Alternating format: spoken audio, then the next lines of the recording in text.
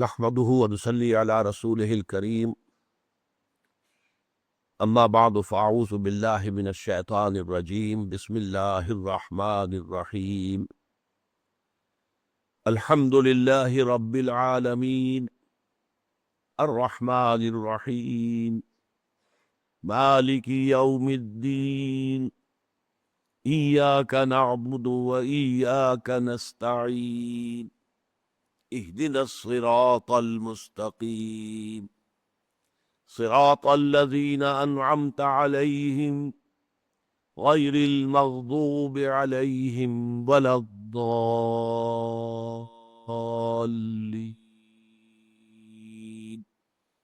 آمين رب اشرح لي صدري ويسر لي أمري واحلل عقدة من لساني يفقهوا قولي اللهم ربنا ألهمنا رشدنا واعذنا من شرور أنفسنا اللهم أرنا الحق حقا وارزقنا اتباعه وأرنا الباطل باطلا وارزقنا اجتنابه آمین یا رب العالمین۔ سورہ فاتحہ پر گفتگو کے ضمن میں آج یہ ہماری 5ویں نشست ہے۔ یہ میں آپ سے عرض کر چکا ہوں کہ اس قرآن حکیم کی عظیم ترین سورت کی تفسیر بیان کرنا کوئی آسان کام نہیں۔ مولانا ابوالکلام آزاد میں آپ کو بتا چکا ہوں کہ انہوں نے 250-300 صفحات بڑے سائز کے باریک رسم الخط میں اس سورہ مبارکہ کے بارے میں تحریر کی ہے۔ بہرحال ہمارے اصل میں اس مطالعہ قرآن حکیم کے منتخب نصاب کے ضمن میں جو باتیں ضروری تھیں وہ اس وقت آپ کے سموش گزار کی جا رہی ہے۔ سورہ فاتحہ کے 3 حصے ہیں، آج وہ مزید مبرہن ہو جائیں گے 3 حصے۔ 2 حصوں کا ہم مطالعہ کر چکے ہیں۔ الحمدللہ رب العالمین، کل شکر، کل ثنا، کل تعریف اللہ کے لیے ہے جو تمام جہانوں کا آقا، مالک اور پروردگار ہے، رحمان ہے اور رحیم ہے، جزا و سزا کے دن کا مختار مطلق ہے۔ اے رب، ہم تیری ہی بندگی کرتے ہیں اور کریں گے، اور تجھی سے مدد چاہتے ہیں اور چاہیں گے۔ ان آیات پر گفتگو ہو چکی ہے، اب تیسرا اور آخری حصہ ہے، اور یہ اصل میں شرح ہے ایاک نستعین کی۔ ہم تجھی سے مدد مانگتے ہیں اور مانگتے رہیں گے۔ وہ مدد کیا ہے؟ اہدنا الصراط المستقیم۔ وہ مدد جس کی ہم درخواست کر رہے ہیں وہ یہ ہے کہ ہمیں ہدایت بخش سیدھے راستے کی، صراط الذین انعمت علیہم، ان لوگوں کے راستے کی جن پر تیرا انعام نازل ہوا، غیر المغضوب علیہم، جن پر نہ تو تیرا غضب نازل ہوا ولا الضالین، اور نہ ہی وہ گمراہ ہوئے۔ یہاں نوٹ کر لیجئے گا، جیسے پہلا حصہ جو ہے سورہ فاتحہ کا 3 آیات پر مشتمل ہے، لیکن جملہ ایک ہی بنتا ہے، الحمدللہ رب العالمین الرحمن الرحیم مالک یوم الدین، ایک ہی جملہ ہے۔ اسی طرح یہ آخری حصہ بھی 3 آیات پر مشتمل ہے، لیکن یہ بھی ایک ہی جملہ ہے، اہدنا الصراط المستقیم۔ اب اس صراط مستقیم ہی کی مزید تشریح ہے جو آ رہی ہے، صراط الذین انعمت علیہم، یہ ایک مثبت تشریح ہے، غیر المغضوب علیہم ولا الضالین یہ اس کی منفی تشریح ہے۔ اب آج سب سے پہلے تو ہدایت کے بارے میں گفتگو کرنی ہوگی، اہدنا الصراط المستقیم۔ ہدایت در حقیقت صحیح سمت اور صحیح رخ پر زندگی گزارنے کا نام ہے۔ ظاہر بات ہے کہ سمت کا تعین ہوتا ہے نظری بنیاد پر، فکری بنیاد پر، عقلی بنیاد پر، غور و فکر کی بنیاد پر، جانا کدھر ہے۔ اہدنا الصراط، اور اس ہدایت کے بے شمار مراتب اور مراحل ہے۔ یہ کوئی ایسی بسیط شے نہیں ہے بس دے دی تو ایک دفعہ دے دی، ساری کی ساری دے دی۔ یہ درجہ بدرجہ حاصل ہوتی ہے، لہجہ بلہجہ ملتی ہے۔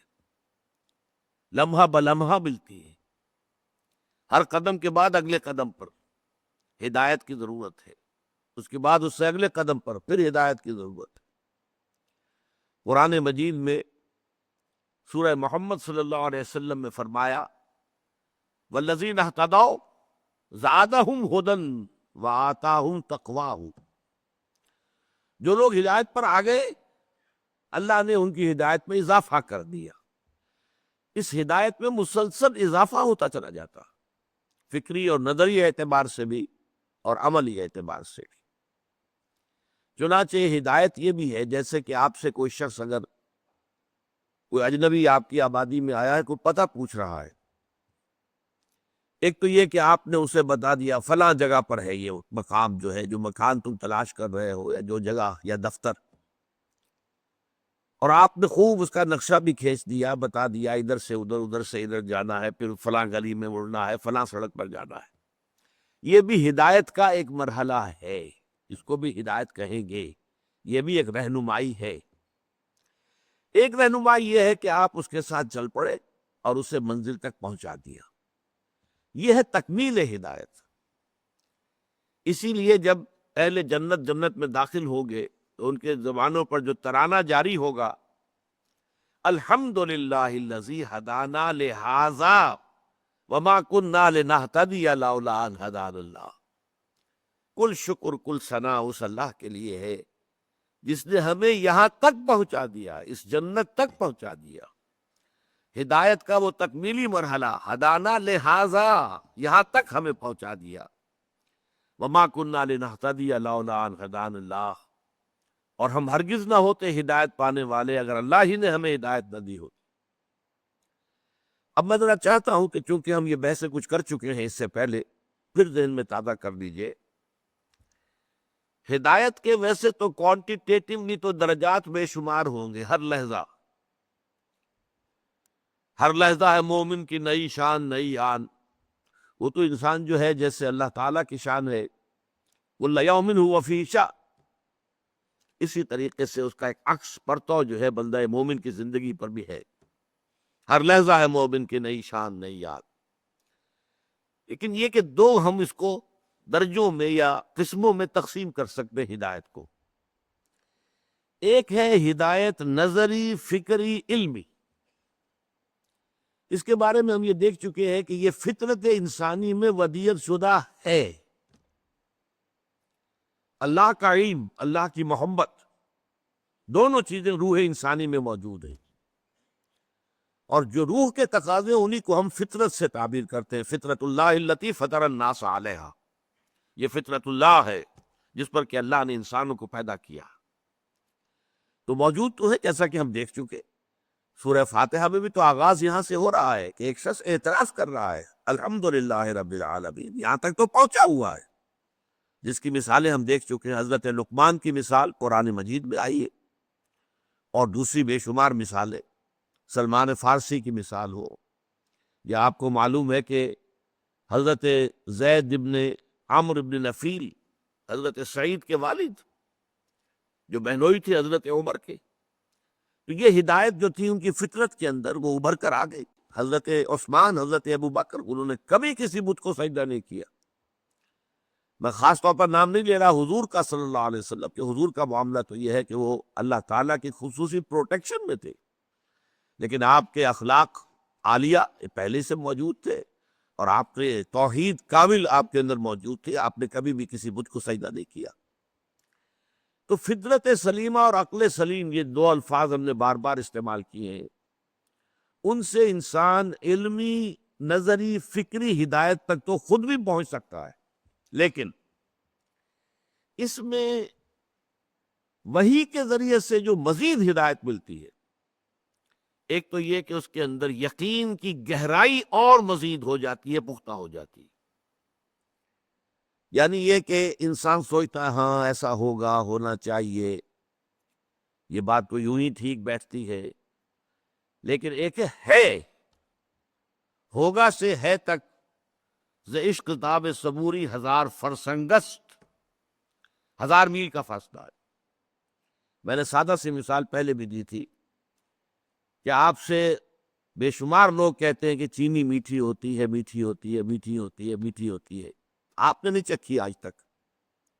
آپ کہیں گے بھائی میٹھی ہوگی، آخر اتنے لوگ مجھے کاہے کو دھوکہ دینا چاہیں گے، کیوں جھوٹ بولیں گے؟ وہ معنی غالب ہے، جب اتنے لوگ کہہ رہے ہیں کہ میٹھی ہوگی، میٹھی ہے تو میٹھی ہوگی، لیکن جب آپ چکھ لیتے ہیں تو آپ کہتے ہیں ہے میٹھی ہے۔ اس ہوگی سے ہے تک زمین و آسمان کا فرق واقع ہوتا ہے۔ تو وہ ایمان جو ہے کے درجے میں قائم ہوتا ہے، وہ وہی ہے آسمانی کے ذریعے سے۔ نمبر دو، اس میں تفاصیل جو ہے، تفاصیل کا رنگ تو وہی کے ذریعے سے آیا، اللہ تعالیٰ کے اسماء، اللہ کی صفات، پھر ملائکہ کا وجود، ظاہر بات ہے کہ وہ ہمارے عقل کے ذریعے سے اس کی دریافت نہیں ہو سکتی تھی۔ پھر جو عالم آخرہ کے حقائق ہے، جنت اور دوزخ ہیں، یہ ساری چیزیں جو ہے یہ تو در حقیقت وحی نبوت کے ذریعے سے انسان کو معلوم ہوتی ہے۔ اور اس میں جو عام لوگ ہیں دوسرے، جن کی فطرت سلیمہ اتنی بیدار اور سلیم نہیں ہوتی، اور جن کی عقل سلیم جو ہے وہ اتنی چاق و چوبند نہیں ہوتی، ان کے دلوں پر سے زنگ اتارنے کا کام وہی کرتی ہے۔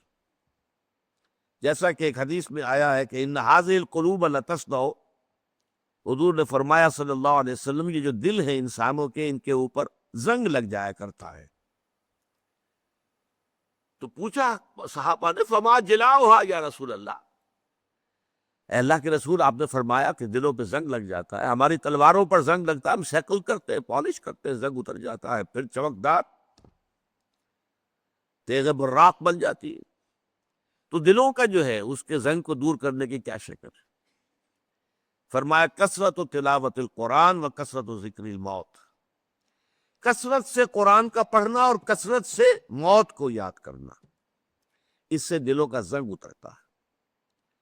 تو جن لوگوں کا وہ عقل سلیم اور فطرت سلیمہ کا معاملہ جن کا ٹھیک ہے، ان کے تو گویا کہ فطری طور پر ان کے اپنے اندر سے یہ ہدایت ابھر کر آ گئی ہے، وہ خود اپنے زبان سے کہہ رہے الحمدللہ رب العالمین الرحمن الرحیم مالک یوم الدین ایاک نعبد و ایاک نستعین اہدنا الصراط المستقیم۔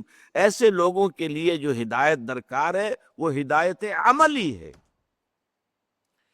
ہدایت عملی کے بھی دو پہلو ہیں، دو درجے۔ جہاں تک تو انسان کی انفرادی زندگی کا تعلق ہے، اس کے ضمن میں بھی اللہ تعالیٰ نے ہمیں بتایا کہ نفس انسانی میں نیکی اور بدی کی پہچان ودیت کر دی گئی ہے۔ وَنَفْسٍ وَمَا سَوَّاهَا، یہ نفس انسانی شاہد ہے، اور جو اسے تیار کیا ہے، برابر کیا ہے، اسے بنایا ہے، نکھارا ہے، سنوارا ہے۔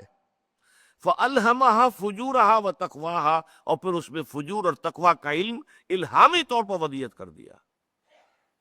اسی لیے حضور بسا اوقات صحابہ سے جب کوئی پوچھتے تھے، فرماتے تھے استفت قلبک، بھائی جاؤ اپنے دل سے پوچھ لو۔ بلکہ یہاں تک بھی ایک حدیث میں آتا ہے استفت قلبک ولاؤ افتاک المفتی، اپنے دلوں سے پوچھا کرو، چاہے مفتی نے کوئی فتویٰ دے بھی دیا ہو۔ ایک مفتی تمہارے اندر بیٹھا ہوا ہے، تمہارا دل، تمہارا ضمیر، تمہاری روح، صحیح ترین جو ہے وہ ہے در حقیقت بیرومیٹر، وہ بتائے گا ہوا کا دباؤ کیا ہے، یہ شے منکر ہے یا یہ کہ معروف ہے۔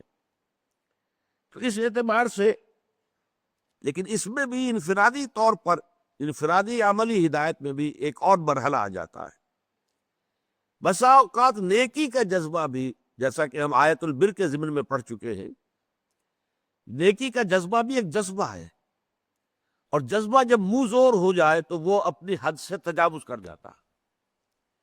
نیکی کا جذبہ ہے جس نے تجاوز کیا حد اعتدال سے اور رہبانیت ایجاد کر لی، شادی نہیں کریں گے، گھر گرستی سے کوئی تعلق نہیں، دنیا سے تعلق منقطع، جائیں گے غاروں میں رہیں گے، تپسیاں کریں گے، تو یہ فطرت کا راستہ نہیں ہے۔ لا رہبانیت فی الاسلام، اللہ تعالیٰ نے جو اسلام کی ہدایت دی ہے نوع انسانی کو، اس میں رہبانیت کی کوئی گنجائش نہیں۔ لہذا ضرورت ہے اس میں بھی کہ ایک معتدل ماڈل سامنے رہے، اور وہ رسول کے ذریعے سے ملتا ہے۔ رسول کی زندگی، لقد کان لکم فی رسول اللہ اسوۃ حسنہ، بہترین مثال، بہترین ماڈل تمہارے لیے اللہ کے رسول کی شخصیت میں۔ تو ہدایت جو ہے جہاں تک فکری، نظری، علمی ہے، وہ انسانی فطرت میں ودیعت شدہ ہے، البتہ اس میں یقین کی گہرائی وہ وحی نبوت کے ذریعے سے پیدا ہوتی ہے، اور جب جزیات کی تفسیر وہ وحی نبوت کے ذریعے حاصل ہوتی ہے۔ عملی اعتبار سے انفرادی سطح پر انسان کا اپنا نفس جو ہے وہ صحیح گواہی دیتا ہے، یہ نفس لوامہ جس کی قسم کھائی گئی ہے، لا اقسم بیوم القیامہ ولا اقسم بالنفس اللوامہ۔ انسان کو غلط کام کرتا ہے تو اندر ہی سے اسے کوئی چیز کاٹتی ہے، کیا کیا تم نے، تمہیں نہیں کرنا چاہیے تھا، یہ غلط کام کیا تم۔ یہ ہے تمہارے اندر کی وہ حقیقت کہ جس کا اللہ تعالیٰ نے جس کی قسم کھائی ہے، نفس لوامہ۔ گویا کہ یہ چیز جو ہے انسان کے اندر موجود ہے، جو اسے صحیح رخ کی طرف رہنمائی کرتی ہے، استفت قلبک ولا افتاک المفتی۔ لیکن بسا اوقات یہ نیکی کا جذبہ مفرط ہو جاتا ہے، افراط بہت زیادہ بڑھ گیا، تو اس کے نتیجے میں کیا ہوتا ہے، ایک وقت میں جوش آیا، ساری اپنی دولت اللہ کے راہ میں لٹا دی، اس کے بعد کم ہوتے ہیں وہ لوگ جو اس کے بعد کھڑے رہ جائیں اس مقام پر، بعد میں پچھتانا ہوتا ہے کہ یہ کیا کر بیٹھا ہوں، میری اپنی آل اولاد بھی تھی، ان کا بھی حق تھا۔ اسی لیے حضور کا معاملہ آپ کو معلوم ہے کہ حضور کے پاس ایک صحابی آئے، میں اپنی ساری دولت اللہ کے راہ میں دینا چاہتا، فرمایا نہیں، تم اپنی اولاد کو فقیر بنا کر چھوڑتے جانا چاہتے ہو، ان کا حق ہے۔ پھر عرض کیا اچھا آدھا، نہیں آدھا نہیں، آدھا بھی بہت زیادہ ہے۔ پھر عرض کیا تہائی، ہاں تہائی ٹھیک ہے، تہائی قبول کر لیے، اور یہ تہائی ہی ہے جس میں کہ انسان کو وصیت کا حق دیا گیا، باقی دو تہائی گویا کہ وارثوں کا حصہ ہے، وارثوں کا حق ہے، اس میں تمہیں کوئی تصرف نہیں کرنا چاہیے۔ البتہ اگر ایمرجنسی کا معاملہ ہے، کوئی خاص جو ہے نازک مرحلہ آ گیا، جیسے غزوہ تبوک کا موقع تھا، اس موقع پر، اور پھر یہ کہ غیر معمولی شخصیت حضرت ابو بکر صدیق، وہ اپنا سب سارا اثاثہ لیا، حضور نے قبول کر لیا، لیکن وہ ایکسیپشنل سچویشن اور exceptional personality, exception prove the role, وہ ایکسیپشن ہے، قاعدہ یہی ہے کہ نہیں، ایک متوازن طریقہ ہونا چاہیے، ان لنفسک علیک حقا وان لزوجک علیک حقا وان لزورک علیک حقا، تم پر تمہارے نفس کا بھی حق ہے، تم پر تمہاری بیوی کا بھی حق ہے، تم پر تمہارے جو ملاقاتی ہیں، وزٹرز ہیں، ان کا بھی حق ہے۔ البتہ جو سب سے بڑا معاملہ ہے کہ جو ہدایت جہاں انسان کو بہت زیادہ ضروری ہے، بہت زیادہ اس کا محتاج ہے، وہ اجتماعیات انسانیہ ہیں۔ اجتماعی مسائل ایسے ہیں کہ ان کے اندر واقعہ یہ ہے کہ اس قدر پیچیدگیاں ہوتی ہیں، اور اتنے جو ہے یوں سمجھئے کہ اس میں پٹ فالز ہیں، قدم قدم پر دو راہا ہے، تراہا ہے، چوراہا ہے، اور انسان جو ہے بیولڈرڈ کھڑا رہ جاتا ہے، متحیر، کدھر جاؤں، ادھر جاؤں، ادھر جاؤں، ادھر جاؤں۔ وہاں آ کر در حقیقت اصل ہدایت کی ضرورت پڑتی ہے۔ میں بیان کر چکا ہوں آپ سے اس سے پہلے، انسانی تمدن میں سب سے بنیادی مسئلہ عورت اور مرد کے درمیان کیا مساوات ہو، حقوق و فرائض کی کیا تقسیم ہو، جو معتدل ہو، منصفانہ ہو، لیکن یہ کہ نظم جو ہے، گھر کا نظم، فیملی سسٹم، اس کو بھی مضبوط رکھے۔ اسی طرح معاشرہ یا ریاست اور شہری یا عام فرد، ان کے درمیان کیا توازن ہو، ریاست ٹوٹلیٹیرین نہ بن جائے، جابر نہ ہو جائے، جیسے کہ رشیا میں تھی کمیونزم میں، کہ کوئی کسی کو بولنے کا حق حاصل نہیں ہے، نہ جماعت سازی کا حق حاصل ہے، کچھ نہیں، بس کام کرو اور اپنی ویجز لو، روٹی کھاؤ، اللہ اللہ خیر صلی اللہ، حیوانوں کی سطح پر زندگی گزارو۔ یا پھر دوسری انتہا یہ ہوتی ہے مادر پدر آزاد، ہم بالکل ننگے چلنا چاہتے سڑک کے اوپر، آپ کون ہیں ہمیں روکنے والے، ہماری آزادی، ہمارا حق ہے۔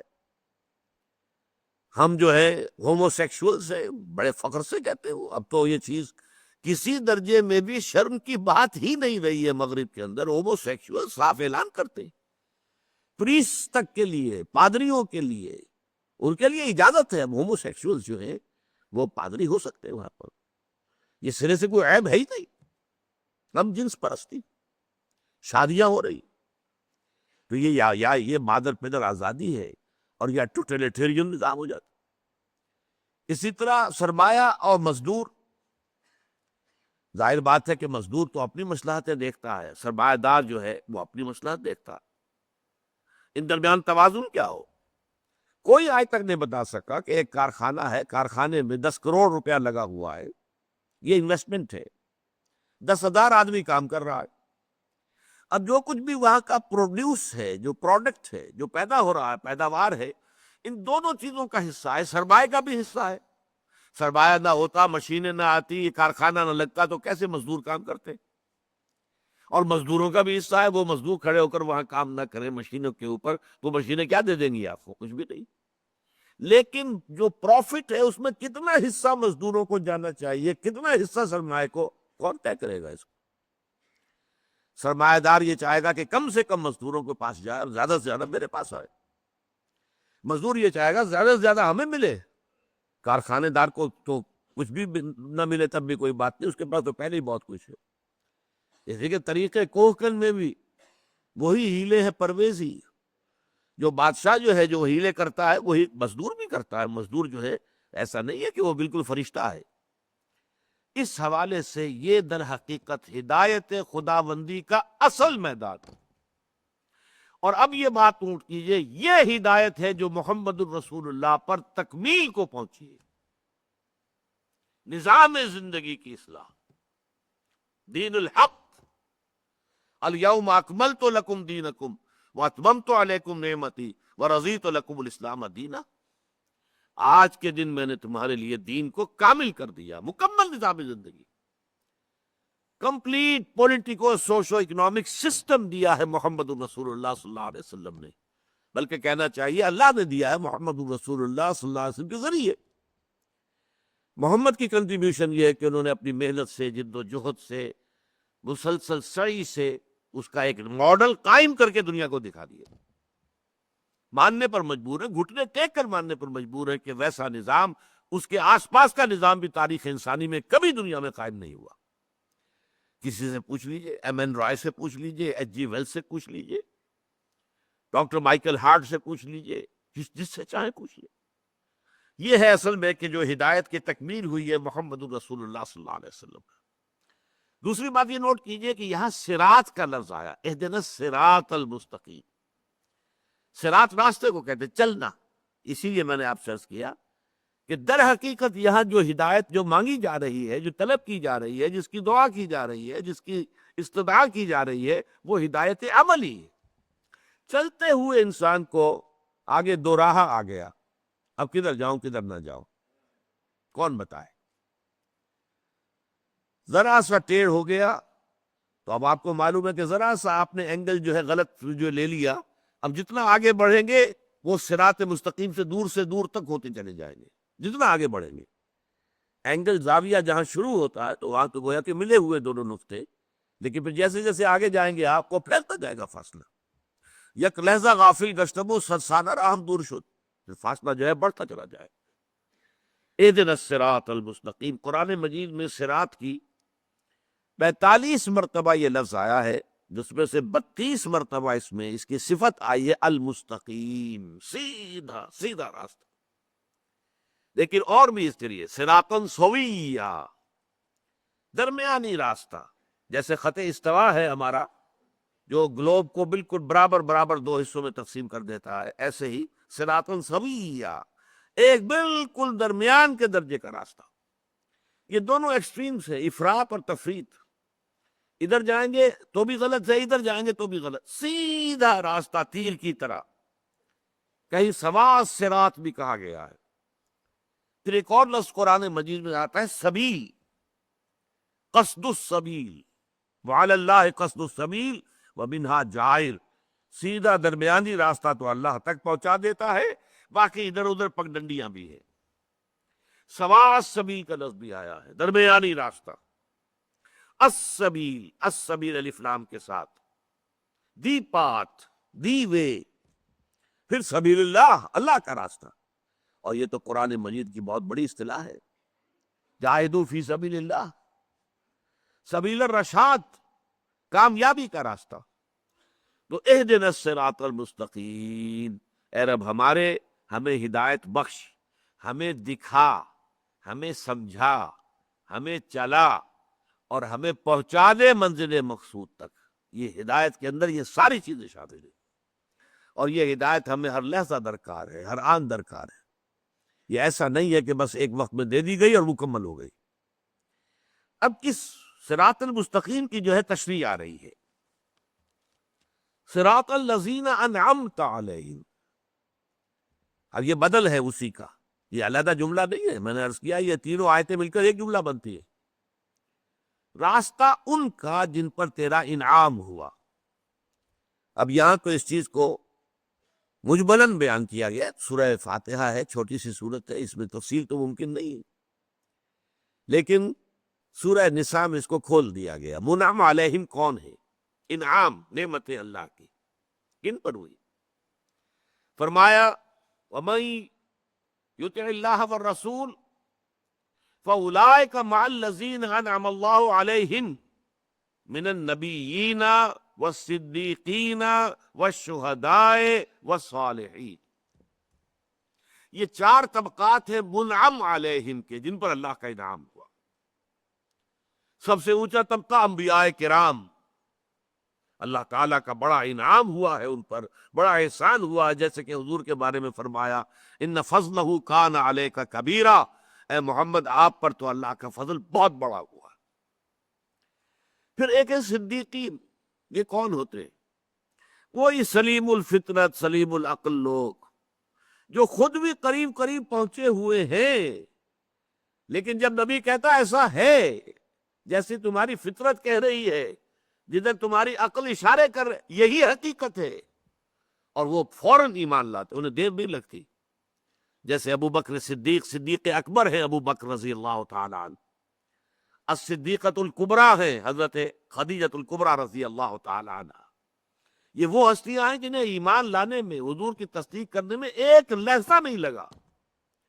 حضور فرماتے ہیں میں نے جس شخص کے سامنے بھی ایمان کی دعوت رکھی، اس نے کچھ نہ کچھ تردد ضرور کیا، سوچا، توقف کیا، سوائے ابو بکر کے کہ جیسے ہی میں نے کہا فوراً تصدیق کر دی۔ کیوں؟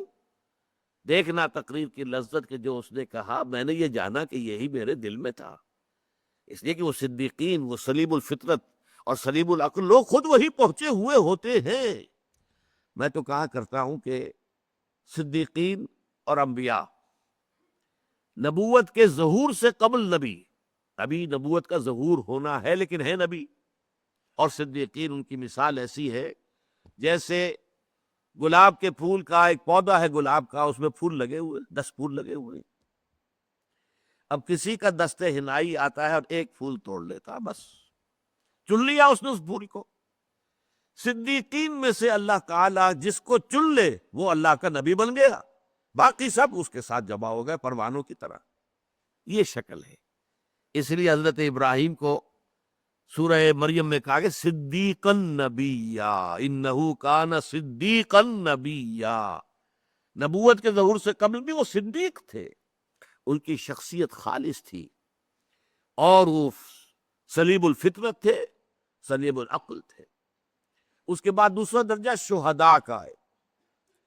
شہداء انہیں کہتے ہیں، جدید اصطلاح میں آپ سمجھیے، صدیقین جو ہیں وہ انٹروورٹ لوگ ہوتے ہیں، غور و فکر کرتے رہتے ہیں، سوچتے رہتے ہیں، غور و فکر کر کے وہاں تک پہنچ چکے ہوتے ہیں، آس پاس پہنچے ہوتے ہیں، یہاں تک کہ اللہ نے کسی ایک کو چن لیا، اس نے ندا لگائی آمنو باللہ ہے، اور وہ ایمان لیا، لاؤ ایمان مجھ پر اور اللہ کو، وہ ایمان لیا۔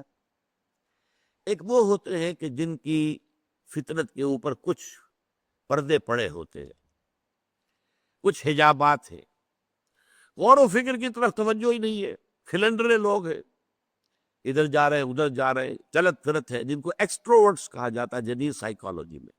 انٹروورٹس دروبین، جو علیحدگی میں بیٹھنا زیادہ پسند کرتے ہیں، انہیں محفل اتنی زیادہ پسند نہیں ہوتی جتنا کہ تخلیہ، علیحدہ ہو، غور و فکر کرے، اپنے من میں ڈوب کر پا جا سرال زندگی۔ ایک وہ ہوتے ہیں جن کا خارج سے زیادہ تعلق ہوتا ہے، کھول آنکھ زمیں دیکھ، فلک دیکھ، فضا دیکھ، اور پھر یہ کہ خارج میں ہے تو بھاگ دوڑ ہے، ملنا جلنا ہے، ہنسنا ہے، ہنس رہے ہیں، باتیں کر رہے ہیں، ٹٹے لگا رہے ہیں، یا کسی کو چلتے کو دھکا دے دیا ہے، کلدہ مار دیا ہے، جاتے جاتے جو ہے وہ خامخواہ لڑائی مول لینے کو جی چاہ رہا ہے، اپنی قوت کے ظہور کا جو ہے۔ اور یہ نوٹ کر لیجئے، حضرت عمر رضی اللہ تعالیٰ عنہ اسی طرح کے انسان تھے، ابو بکر تھے غور و فکر اور سوچ بچار کرنے والے سلیم الفطرت انسان. حضرت عمر کا وہ نقشہ نہیں تھا، یہ دوسرا نقشہ تھا. ان لوگوں کو دیر لگ جاتی ہے ایمان لانے میں، 6 سال لگ گئے. اور نہ صرف عمر، حضرت حمزہ بھی رضی اللہ تعالی عنہما. حضرت حمزہ تو سگے چچا ہیں، دودھ شریک بھائی ہے، خالہ زاد بھائی ہے، اتنے 3 رشتے حضور کے ساتھ ہیں، نہایت محبت کرنے والے. لیکن ان کا معاملہ کیا تھا؟ سیر اور شکار. بس نکل گئے صحرا کے اندر، کئی دن جو ہے گھوم رہے، شکار کر رہے، گوشت کھا رہے، اور بہت دنوں کے بعد آ گئے گھر. انہوں نے سوچا ہی نہیں کبھی کہ یہ کیا کہہ رہا ہے میرا بھتیجا، اس کی دعوت کیا ہے، یہ کیا ہوا ہے اس کو، کچھ نہیں. یہ لوگ جو ہوتے ہیں ان کے اوپر جو غلاف ہوتا ہے، جو ان کی اپنی شخصیت اور اپنی فطرت سلیمہ کے گرد جو غلاف آ گیا ہے، وہ پنکچر ہوتا ہے کسی جذباتی اپیل سے، عقلی اپیل سے نہیں، جذباتی اپیل سے. عقلی تو ان کا مزاج ہی نہیں، نظری و فکری اور عقلی تو مزاج ہی نہیں، لہذا کوئی عقلی دلیل انہیں اپیل نہیں کر سکتی. ان کو جذباتی ہیں. جذبات کیا تھے؟ حضرت حمزہ آئے ہیں شکار سے واپس، گھر نہیں پہنچے ہیں، کہ وہی کنیز اس نے کہا آج تو ابو جہل نے آپ کے بھتیجے کے ساتھ بہت برا سلوک کیا، یعنی حضرت محمد کے ساتھ صلی اللہ علیہ وسلم. اچھا، ابو جہل نے کیا؟ گھر میں نہیں داخل ہوئے، سیدھے پلٹے. جو اس کا جہاں اس کی بیٹھک تھی، اس کا اوتاپ جسے کہتے ہیں سندھ میں، پہنچ گئے. وہ بیٹھا تھا اپنے لوگوں کے اندر. تم نے آج محمد کے ساتھ یہ کیا ہے. ایک اپنی کمان سر پر ماری، سر پٹ گیا ابو جہل کا. اور پھر اس کے بعد کہتے ہیں اچھا لو میں اس پر ایمان لایا، آؤ میدان میں اب تو. یہ ہے ایمان کا واقعہ، جذباتی سکے. ورنہ 6 سال تک سوچا ہی نہیں یہ محمد کہہ کیا رہا ہے صلی اللہ علیہ وسلم، میرا بھتیجا، میرا دودھ شریک بھائی، میرا بچپن کا کھیلا ساتھی، ہم جولی، کیا کہہ رہا ہے، پرواہ نہیں. اسی طرح حضرت عمر کا معاملہ ہوا. وہ تو چلے تھے تلوار ننگی لے کر حضور کو قتل کرنے کے لیے. یہ قصہ پاک کر دوں گا. اب یہ ساری کل جو ہمارے معاشرے میں ہو گئی ہے، اولاد والدین سے کٹ گئی، بھائی بھائی سے کٹ گئے، بیوی شوہر سے جدا ہو گئی، شوہر بیوی سے علیحدہ ہو گیا، یہ کل ہو گئی ہے ہمارے معاشرے میں. اب میں اس کا معاملہ صاف کر دوں گا. وہی 6 سال ہے نبوت کا. ایک شخص نے بیچ میں حضرت حذیفہ ابن عتبہ رضی اللہ تعالی عنہ، بہت ہی فہیم ذہین، انہوں نے پوچھا کدھر جا رہے ہیں. انہیں معلوم نہیں تھا حضرت عمر کو کہ یہ بھی ایمان لایا ہوا. کہا جا رہا میں آج جا رہا ہوں، آج یہ چکر ختم کر دوں گا، میں قتل کر دوں گا محمد کو. انہوں نے رخ موڑا، تمہاری تو اپنی ہمشیرہ اور تمہارے بہنوں ایمان لا چکے، پہلے ان سے تو نپٹو. بس وہ آنکھ بگولا ہے، میری بہن فاطمہ اور میرا بہنوں سعید ابن زید وہ ایمان لے آئے محمد پر. جی ہاں. اب گھر پہنچے ہیں، دروازے کو کھٹکھٹایا ہے. اندر جو ہے حضرت خباب بن الارت رضی اللہ تعالیٰ عنہ آئے ہوئے تھے. نئی آیات جو نازل ہوئی تھی سورہ طٰہٰ کی، وہ میاں بیوی کو پڑھا رہے تھے. حضرت فاطمہ، حضرت سعید دونوں بیٹھے ہوئے یاد کر رہے آئے تھے. وہ کھٹکھٹایا، کون؟ عمر. کانپ گئے لوگ. تو انہیں تو چھپایا کہیں حضرت خباب کو، ورنہ تو پتہ نہیں ان کو تو قتل کر دیتے، فوراً گردن اڑا دیتے. اب آئے گھر میں اور آ کر انہوں نے پہلے تو بہنوئی کو مارنا شروع کیا. تم ایمان لے آئے ہو. بہن درمیان میں آئی تو اسے لہو لہان کر دیا مار مار کر. اب بہن کے زبان سے کلمہ نکلا، عمر چاہے تم ہمیں ہلاک کر دو، اب ہم اس دین کو چھوڑنے والے نہیں ہیں. بس اس پر جو ہے کایا پلٹ ہو گئی ہے. یہ کیا شے ہے، کیا چیز ہے جس نے صنف نازک کے اندر اتنی عظیمت، اتنی ہمت، اتنا استقلال، جان دینے کو تیار ہے. وہ شے ہے کیا جس نے ان کو یہ کہاں سے کہاں پہنچا دیا ہے. اسی لیے اقبال نے کہا ہے مسلمان عورت سے خطاب کر کے، تمہیں دانی کے سوزے قراتے تو دگردوں کرد تقدیر عمر را. وہ بھی ایک خاتون ہی تھی نا، فاطمہ بنت خطاب. ان کا وہ جو بھی جذبہ ایمانی سامنے آیا ہے حضرت عمر کے، اس نے ان کی قسمت بدل دی. اچھا مجھے بتاؤ کیا پڑھ رہے تھے تم؟ بہن نے کہا نہیں، تم نجس ہو، مشرک ہو، تم ان کو ہاتھ نہیں لگا سکتے اور آنکھ کو. غسل کرو، غسل کیا، ایمان لے آئے، اب حضور کی خدمت میں حاضر ہوئے ہیں۔ تو جیسے کہ اس معاشرے میں رواج تھا کہ غلام جو تھے وہ اپنی تلوار جو ہے وہ اپنی گردن میں لٹکایا کرتے تھے، تو گردن میں لٹکا کر تلوار لے کے آئے، غلام کی حیثیت سے آئے، یہ کہلاتے شہداء۔ لیکن یہ وہ لوگ ہوتے ہیں کہ ایکٹیو بہت ہوتے ہیں، کیونکہ پہلے ہی سے ایکسٹروورٹ سے بھاگ دوڑ، یہ وہ لڑنا بھڑنا، یہ تو ان کی عادت ثانیہ تھی، کشتیاں کرنا، مقابلے کرنا۔ لہذا جب یہ شہداء آتے ہیں تو عملی اعتبار سے دین کی دعوت جو ہے وہ تیزی سے آگے بڑھتی ہے۔ حضرت عمر اور حضرت حمزہ کے ایمان لانے پر جو حیثیت مسلمانوں کی مکے میں ہو گئی تھی وہ پہلے نہیں تھی۔ پھر چوتھے درجے میں صالحین، نیک مسلمان، یہ بیس لائن ہے، یہاں سے کوئی ترقی کرے تو مرتبہ شہادت پر فائز ہو جائے، یا یہ کہ وہ اپنی مزاج کی مناسبت سے اگر انٹروورٹ ہے تو وہ صدیقیت کے مقام پر چلا جائے۔ نبوت کا مقام بند ہے، یہ تو اب انسان کے لیے یہ مقام پہلے بھی وہابی تھا، اکتسابی نہیں تھا، اپنی محنت سے، مشقت سے، ریاضت سے، تپسیا سے، عبادت سے نبوت حاصل نہیں کی جا سکتی تھی۔ ولایت کا مقام حاصل ہو سکتا ہے، عبدیت کاملہ کا مقام حاصل ہو سکتا ہے، لیکن نبوت نہیں، پہلے بھی وہابی تھی اور اب وہ بند ہے۔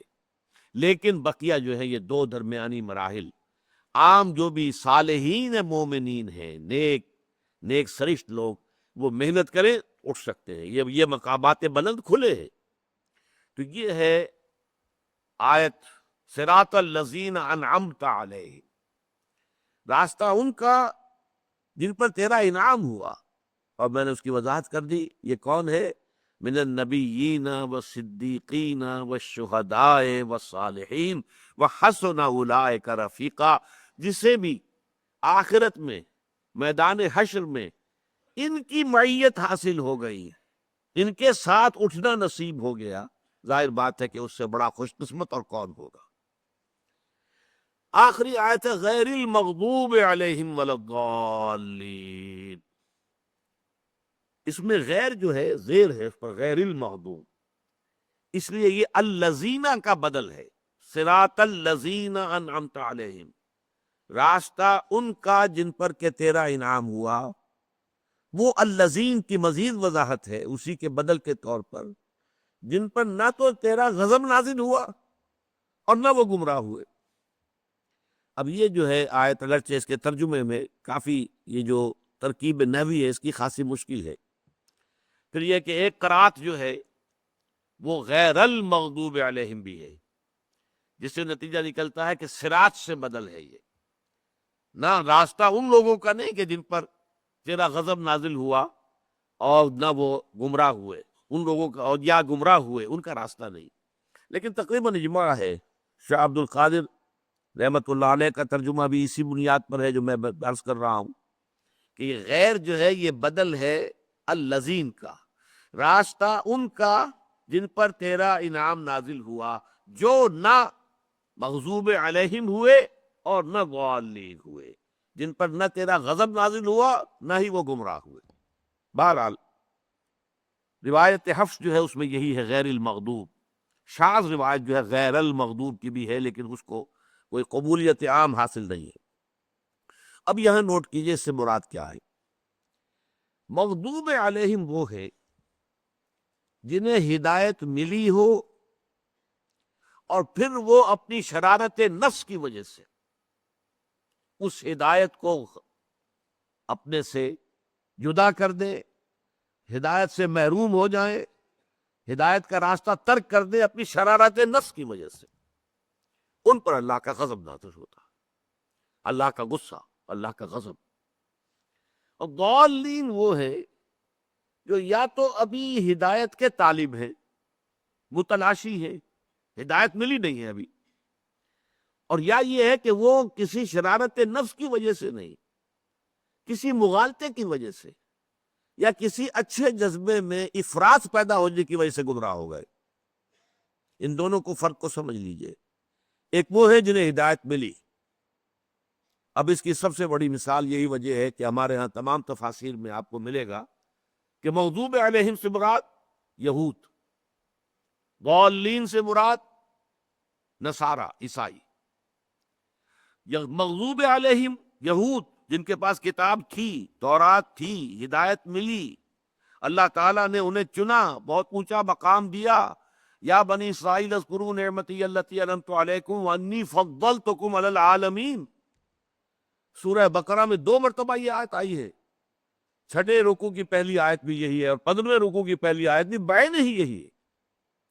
لیکن انہوں نے اپنی شرارت نفس کی وجہ سے، اپنے دل کی گمراہی کی وجہ سے، اپنی خواہشات و شہوات کی پیروی کرنے کی وجہ سے کتاب کو اپنی پیٹھوں کے پیچھے پھینکنے کے باعث نبذ فریق من الذین اوتوا الکتاب کتاب اللہ وراء ظہورہم، اپنی پیٹھوں کے پیچھے پھینک دی اللہ کی کتاب. لہذا ان پر اللہ کا غضب نازل ہوا، اللہ تعالیٰ ناراض ہوئے، اللہ کی سزائیں ان پر نازل. ویسے تھوڑی دیر کے لیے توقف کر کے ذرا سوچ لیجئے، آج ہم مسلمان بحیثیت امت اسی مقام پر ہیں. ہمارے پاس قرآن ہے، شریعت محمدی ہے، اسوہ محمدی ہے، لیکن پوری دنیا میں کہیں کسی ملک میں مکمل اسلامی نظام ہم نے قائم نہیں کیا. کہاں ہے؟ اس ملک میں نہیں ہوا جو اسلام کے نام پر بنا. اس میں لاکھوں نے جانیں دی ہے، قربان ہوئے، ہزارہا عصمتیں لوٹی ہے، عورتیں ہوا ہوئی ہیں. 1947 کے ہولناک حالات، نوجوانوں کو کیا معلوم کیسی خونی تقسیم تھی یہ ہندوستان کی. اس خونی تقسیم کا مقصد کیا تھا؟ ہمیں ایک آزاد ملک مل جائے جس میں کہ ہم اللہ کے دین کا بول بالا کریں، اللہ کی کہ رسول کا دیا ہوا دین حق اسے غالب کر دیں، قائم کر دیں، نافذ کر دیں، پوری دنیا کے لیے روشنی کا ایک مینار بنا دیں. جیسے سمندروں میں روشنی کے مینار ہوتے ہیں کہ جس سے پتہ چل جاتا ہے جہازوں کو کہ ادھر خطرہ ہے، یہاں چٹانیں ہیں، بچ کر نکلو. لیکن کہاں ہے اسلام؟ آج مغضوب علیہم، میری ایک کتاب ہے سابقہ اور موجودہ مسلمان امتوں کا ماضی، حال اور مستقبل. سابقہ امت مسلمہ یہود، وہ امت ہے حضرت موسیٰ کی، انہیں دی گئی تورات، انہیں دی گئی شریعت موسوی، اور پھر ذمہ دار بنائے گئے. مثل الذین حملوا التوراۃ ثم لم يحملوها کمثل الحمار يحمل اسفارا. مثال ان کی جنہیں حامل تورات بنایا گیا پھر انہوں نے اس کی ذمہ داریوں کو پورا نہ کیا. اس گدھے کی سی ہے جس پر کتابوں کا بوجھ لاد دیا گیا. اس قدر ثقیل تمثیل اور تشبیہ جو ہے قرآن مجید دے رہا ہے ان کے لیے جنہیں اللہ نے اپنی کتاب دی ہو لیکن پھر وہ اس کتاب کا حق نہ ادا کرے، اس کتاب کی ذمہ داری پوری طرح کرے. تو یہ ہے اصل میں مغضوب علیہ. اس کتاب میں قرآن کا قانون عذاب کیا ہے بڑی تفصیل سے بحث کی ہے. اور آج ہم ضربت علیہم الذلۃ والمسکنۃ وباؤوا بغضب من اللہ، ذلت اور مسکنت آج مسلمانوں پر طاری ہے، یہودیوں پر کہاں ہے؟ شیرون جو کچھ کر رہا ہے، جس دھڑلے کے ساتھ کر رہا ہے، ڈنکے کی چوٹ کر رہا ہے، جو کچھ کر رہا ہے پوری دنیا دیکھ رہی ہے. وہ اٹھا کر یوں پھینکتا ہے، یونائٹڈ نیشن کی قرارداد اٹھا کر پھینک دی، کوئی پرواہ نہیں. نہ اسے امریکہ کی کسی اپیل کی پرواہ ہے، کوئی پرواہ نہیں. اسے معلوم ہے امریکہ تو میری مٹھی میں ہے، وہ تو دنیا کو دھوکہ دینے کے لیے کوئی بات کہہ دیتا، باقی تو ہے میری مٹھی کے اندر. مسلمان ہیں پٹتے ہیں تو رحمتیں ہیں تیری اغیار کے خاشانوں پر، اور برف گرتی ہے تو بیچارے مسلمانوں پر.